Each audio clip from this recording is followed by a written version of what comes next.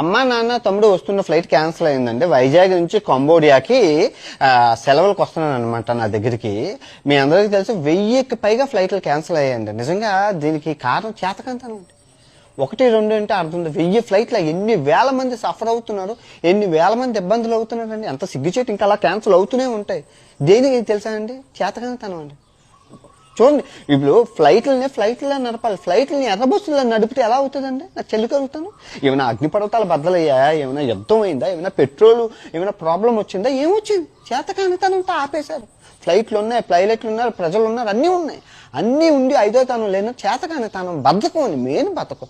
దోపిడీ రాజ్యం, దొంగ ప్రభుత్వం. వీళ్ళు ఉన్నంత వరకు శ్రమ దోపిడీ తనం భారతదేశంలో ఉంటుంది. ఎయిర్పోర్ట్కి పిలిచి మరి రోజుల తరబడి ఇబ్బందులు పెడుతున్నారు అందరికీ. పాపం ఎయిర్పోర్ట్లో ఒక్కసారి న్యూస్ చూడండి. ఒక్కొక్కరు ఎయిర్పోర్ట్లో రచ్చలు, కుర్చీలు చెదగొట్టడం, ఫారినర్స్ కూడా బూతులు తిడుతున్నారు. ఎంత పరువు పోతుంది? దేశంలో ఉన్న ఫ్లైట్లన్నీ దగ్గర 1000 ఫ్లైట్లు అంటే మాట చరిత్రలో అసలు ఇది మర్చిపోలేము. నిజంగా జనం ఎంత 140 కోట్ల విశ్వ గురువులు అంటారండి. ఒక యాజ్ ఎ ట్రావెలర్గా నాకు తెలుసు బాగా.